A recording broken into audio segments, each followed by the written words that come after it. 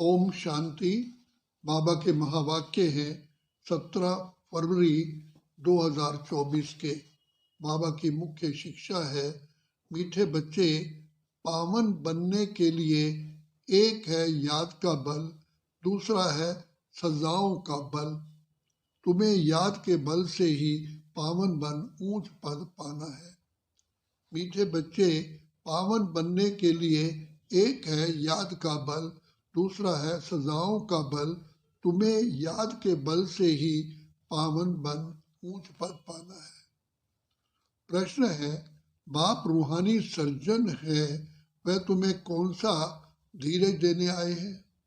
बाप रूहानी सर्जन है, तुम बच्चों को कौन सा धीरज देने आए हैं? तो बाबा जवाब दे रहे हैं, जैसे वो सर्जन रोगी को धीरज देते हैं कि अभी बीमारी ठीक हो जाएगी, ऐसे रूहानी सर्जन भी तुम बच्चों को धीरज देते हैं। बच्चे, तुम माया की बीमारी से घबराओ नहीं। सर्जन दवा देते हैं तो ये बीमारियां सब बाहर निकलेंगी। जो ख्यालात अज्ञानता में भी नहीं आए होंगे, आएंगे, लेकिन तुम्हें सब सहन करना है। थोड़ा मेहनत करो, तुम्हारे अब सुख के दिन आए के आए। बेहद का बाप सभी बच्चों को समझाते हैं, तुम सबको बच्चे पैगाम पहुंचाना है कि अब बाप आए हुए हैं। बाप धीरज दे रहे हैं, मीठे बच्चे, क्योंकि भक्ति मार्ग में बुलाते हैं, बाबा आओ, बाबा आओ, हमें मुक्त करो, लिबरेट करो, दुख से छुड़ाओ। तो बाप धीरज देते हैं। बाकी थोड़े रोज है, कोई की बीमारी छूटने पर होती है तो कहते हैं अब ठीक हो जाएगी।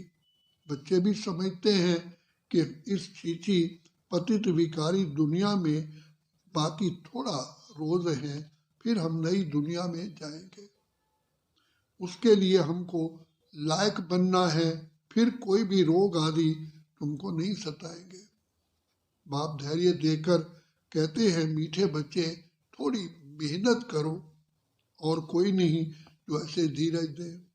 तुम ही तमो प्रधान हो गए हो, अब बाप आए हैं तुमको फिर से सतो प्रधान बनाने के लिए। अभी सब आत्माएं पवित्र बन जाएंगी, कोई योग बल से, कोई सजाओं के बल से। सजाओं का भी बल है ना। सजाओं से जो पवित्र बनेंगे उनका पद कम हो जाएगा। तुम बच्चों को श्रीमत मिलती रहती है। बाप कहते हैं, लाडले बच्चे, माँ बेकम याद करो, तुम्हारे सब पाप भस्म हो जाएंगे। अगर याद नहीं करेंगे तो पाप 100 गुना बन जाएगा, क्योंकि पाप आत्मा बन तुम मेरी निंदा कराते हो। मनुष्य कहेंगे, इनको ईश्वर ऐसी मत देते हैं जो आसरी चलन दिखाते हैं। उतराव चढ़ाव तो होता ही होता है। बच्चे हार भी खाते हैं, अच्छे अच्छे बच्चे भी हार खाते हैं तो पाप कटते ही नहीं, फिर भोगनी पड़ती है। ये बहुत छीछी पतित विकारी दुनिया है, इसमें सब कुछ होता रहता है।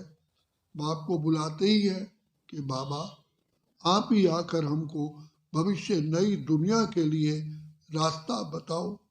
बाबा जानते हैं, उस तरफ है पुरानी दुनिया, इस तरफ है नई दुनिया। तुम हो नैया, अब तुम पुरुषोत्तम बनने के लिए चल रहे हो। तुम्हारा इस पुरानी दुनिया से अब लंगर उठ गया है, तो जहाँ जा रहे हो उस घर को ही याद करना है। बाप ने कहा है, मीठे बच्चों, मेरे को याद करने से ही तुम्हारी जन्म जन्म की कट उतरेगी। या तो है योग बल या है सजाए। हर एक आत्मा पवित्र तो जरूर बननी ही है। पवित्र बनने बिगर वापिस तो कोई जा ही नहीं सकते। सबको अपना अपना पार्ट मिला हुआ है। बाबा कहते हैं, ये है तुम्हारा बच्चे अंतिम जन्म। मनुष्य कहते हैं, कलयुग अर्जुन छोटा बच्चा है, कोया मनुष्य अभी उससे भी और ही दुखी होंगे। तुम संगम युगी ब्राह्मण समझते हो, ये दुख धाम तो अभी खत्म होना ही है। बाप धीरज देते हैं। कल पहले बाप ने कहा था, माम एकम, मुझे याद करो तो पापों की कट उतर जाएगी, ये मैं गारंटी करता हूँ। ये भी समझाते हैं कलयुग का विनाश जरूर होना ही है और सतयुग भी जरूर आना है। खातरी मिलती है, बाबा की एश्योरेंस मिलती है, बच्चों को निश्चय भी है, परंतु याद ना ठहरने के कारण कोई ना कोई विकर्म कर लेते हैं। कहते हैं बाबा क्रोध आ गया है, आ जाता है, इसको भी भूत कहा जाता है। 5 भूत बच्चे दुख देते हैं इस रावण राज्य में। ये पिछाड़ी का हिसाब किताब भी चुकतू करना है। जिनको आगे कभी काम विकार नहीं सताता था, उनको भी बीमारी प्रकट हो जाती है। कहते हैं पहले तो ऐसा विकल्प भी नहीं आता था, अब क्यों सताता है? बाबा कहते हैं बच्चे ये ज्ञान है ना, ज्ञान सारी बीमारी को बाहर निकालता है, भक्ति सारी बीमारी को नहीं निकालती। ये है ही अशुद्ध विकारी दुनिया।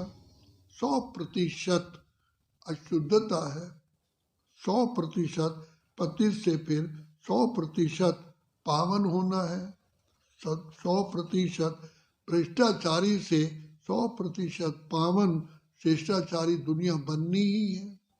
बाप कहते हैं मैं आया हूँ तुम बच्चों को शांति धाम सुख धाम ले चलने के लिए। तुम मुझे याद करो और सृष्टि चक्र को फिराओ, कोई भी विकर्म नहीं करो। जो गुण इन देवताओं में है ऐसे गुण धारण करने हैं। बाबा कोई तकलीफ तो नहीं देते। कोई घरों में भी इविल सोल होती है तो आग लगा देती है, नुकसान करती है। इस समय मनुष्य ही सब इविल है ना। स्थूल में भी कर्म भोग होता है, आत्मा एक दो को दुख देती है शरीर द्वारा, शरीर नहीं है तो भी दुख देती है।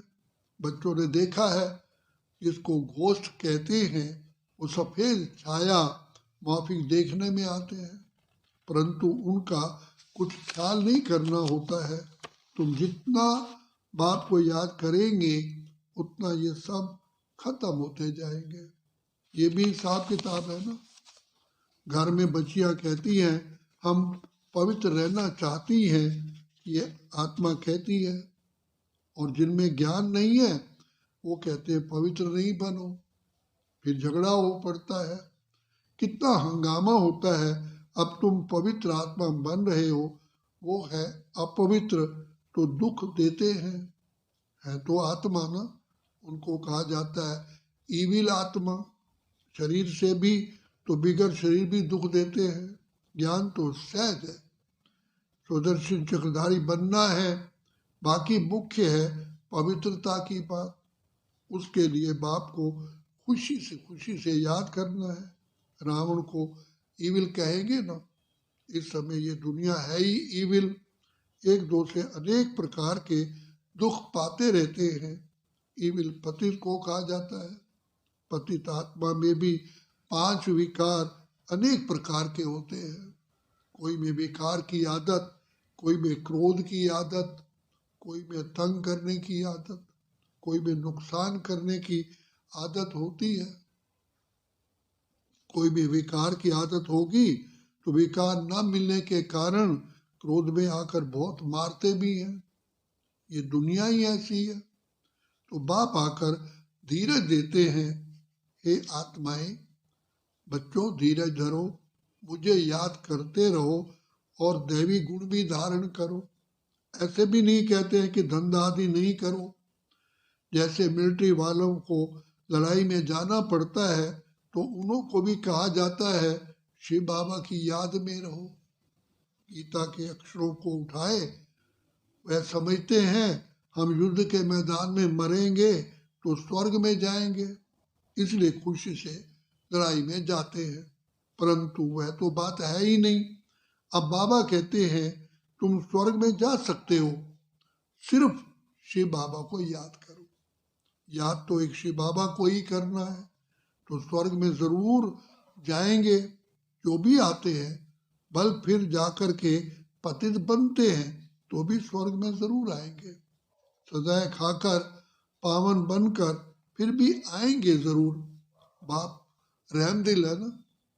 बाबा समझाते हैं कोई भी बच्चे विकर्म नहीं करो तो विकर्माजीत बनेंगे। ये लक्ष्मी नारायण विकर्माजीत है ना। फिर रावण राज्य में विकर्मी बन जाते हैं। विकर्म संवत शुरू होता है ना। मनुष्य को तो कुछ भी पता ही नहीं है। तुम बच्चे अभी जानते हो ये लक्ष्मी नारायण विकर्माजीत बने हैं। कहेंगे विकर्माजीत नंबर 1। फिर 2500 वर्ष के बाद विक्रम संवत शुरू होता है। मोहजीत राजा की कहानी है ना। बाप कहते हैं नष्टो मोहा बनो, माम एकम याद करो तो पाप कटेंगे। जो 2500 वर्ष में पाप हुए हैं वो 50-60 वर्ष में तुम स्वयं को सतो प्रधान बना सकते हो। अगर योग बल नहीं होगा तो फिर नंबर पीछे हो जाएंगे। माला तो बहुत बड़ी है।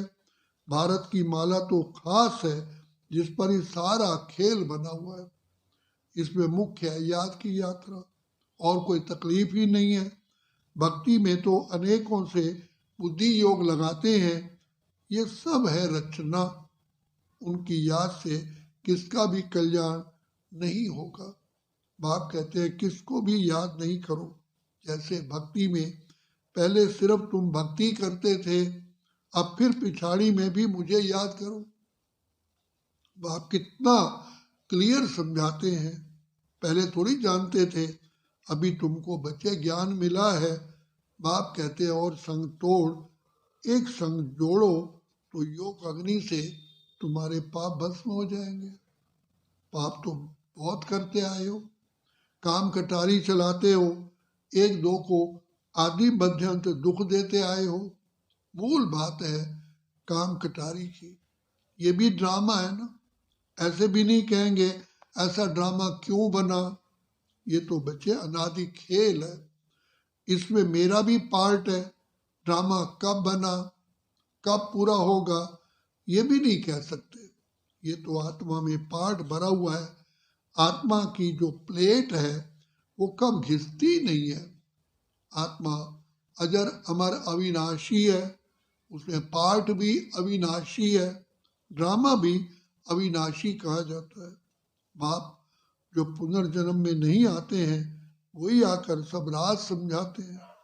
सृष्टि के आदि मध्य अंत का राज कोई भी नहीं समझा सकता। ना बाप का ऑक्यूपेशन ना आत्मा का, कुछ भी जानते नहीं। ये सृष्टि का चक्र फिरता ही रहता है।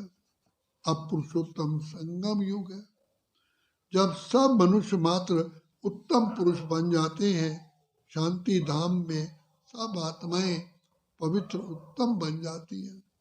शांति धाम पावन है ना, नई दुनिया में भी पवित्र है। वहाँ शांति तो है ही है, नई दुनिया भी पवित्र ही है। फिर शरीर मिलने से पार्ट बजाते हैं, ये हम जानते हैं। हर एक को पार्ट मिला हुआ है। वह हमारा घर है, शांति में रहते हैं, या तो पार्ट बजाना है। अब बाप कहते हैं भक्ति मार्ग में बच्चे तुमने मेरी अव्यभिचारी पूजा की, दुखी नहीं थे। अभी व्यभिचारी भक्ति में आने से तुम दुखी बन पड़े हो। अब बाप कहते हैं दैवी गुण धारण करो, फिर भी आसुरी गुण क्यों। बाप को बुलाया कि बाबा हमको आकर के पावन बनाओ, फिर पतित क्यों बनते हो। उसमें भी खास काम को जरूर जीतना है तो तुम जगह जीत बनेंगे। मनुष्य तो भगवान के लिए कह देते हैं आपे पूज आपे ही पुजारी, गोया उनको नीचे ले आते हैं। ऐसे पाप करते करते महाविकारी दुनिया बन जाती है। गरुड़ पुराण में भी रौरव नरक कहते हैं, जहाँ बिच्छू टिन्नन सब काटते रहते हैं। शास्त्रों में क्या क्या बैठ दिखाया है ये भी बाप ने समझाया है। बच्चे ये शास्त्र आदि सब भक्ति मार्ग के हैं, इनसे कोई भी मेरे साथ मिलते ही नहीं है और ही तमो प्रधान बन पड़े हैं। इसलिए मुझे बुलाते हैं कि आकर पावन बनाओ, तो पतित ठहरे ना। मनुष्य तो कुछ भी समझते नहीं है। जो निश्चय बुद्धि है वो तो विजयी हो जाते हैं। रावण पे विजय पाकर राम राज्य में आ जाते हैं। बाप कहते हैं बच्चे काम पर जीत पाओ, इस पर ही हंगामा होता है। गाते हैं अमृत छोड़ विष क्यों खाते हो, अमृत नाम सुनकर समझते हैं गौमुख से अमृत निकलता है। अरे गंगा जल को थोड़ी अमृत कहा जाता है, ये तो ज्ञान अमृत की बात है। स्त्री पति के चरण धोकर पीती है, उनको भी अमृत समझते हैं। अगर अमृत है तो फिर हीरे समान बने ना। ये तो बाप ज्ञान देते हैं जिससे तुम हीरे जैसा बनते हो। पानी का नाम कितना प्रसिद्ध कर दिया है। तुम ज्ञान अमृत पिलाते हो, वो पानी पिलाते हैं। तुम ब्राह्मणों का किसको भी पता ही नहीं है। वह कौरव पांडव कहते हैं, परंतु पांडवों को ब्राह्मण थोड़ी समझते हैं। गीता में ऐसे अक्षर है ही नहीं जो पांडवों को ब्राह्मण समझे। बाबा बैठ सब शास्त्रों का सार समझाते हैं। बच्चों को कहते हैं, बच्चों शास्त्रों में जो कुछ भी पढ़ा है और जो कुछ मैं सुनाता हूँ उसको बच्चे जज करो। तुम जानते हो पहले हम जो सुनते थे वो रॉन्ग था, अब बाबा हमें राइट सुनाते हैं। बाप ने समझाया है तुम सब आत्माएं सीताएं अथवा भक्तियां हो। भक्ति का फल देने वाला है ही राम भगवान। कहते हैं मैं आता हूँ फल देने। तुम जानते हो हम स्वर्ग में अपार सुख भोगते हैं, उस समय बाकी सब शांति धाम में रहते हैं। शांति तो मिलती है ना। वहाँ विश्व में सुख शांति पवित्रता सब कुछ है।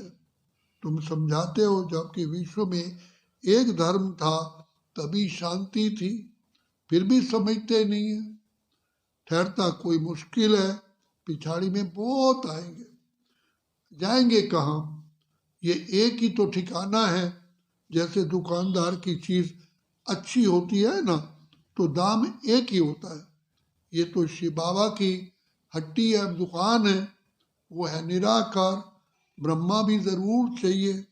तुम कहलाते हो ब्रह्मा कुमार, ब्रह्मा कुमारियां। शिव कुमार तो नहीं कहला सकते हो ना। ब्राह्मण भी जरूर चाहिए। ब्राह्मण बनने बिगड़ देवता कैसे बनेंगे? अच्छा मीठे मीठे सिकिलदे बच्चों प्रति मात पिता बाप दादा का याद प्यार और गुड मॉर्निंग रूहानी बाप की रूहानी बच्चों को नमस्ते। हम रूहानी बच्चों की रूहानी बाप दादा को याद प्यार गुड मॉर्निंग और नमस्ते। धारणा के लिए मुख्य सार है देवताओं जैसे गुण स्वयं में धारण करने हैं। अंदर जो भी इविल संस्कार है, क्रोध आदि की आदत है, उसे छोड़ना है। विकर्माजीत बनना है, इसलिए अब कोई भी विकर्म नहीं करना है। हीरे समान श्रेष्ठ बनने के लिए ज्ञान अमृत पीना और पिलाना है। हीरे समान श्रेष्ठ बनने के लिए ज्ञान अमृत पीना और पिलाना है। काम विकार पर संपूर्ण विजय पानी है। स्वयं को सतो प्रधान बनाना है। याद के बल से सब पुराने हिसाब किताब चुकतू करने हैं। वरदान है बुद्धि को मेरेपन के फेरे से निकाल। बुद्धि को मेरेपन के फेरे से निकाल। उलझनों से मुक्त रहने वाले न्यारे ट्रस्टी भव। बुद्धि को मेरेपन के फेरे से निकाल। उलझनों से मुक्त रहने वाले न्यारे ट्रस्टी भव। जब बुद्धि कहीं भी उलझन में आती है तो समझ लो जरूर कोई ना कोई मेरापन है।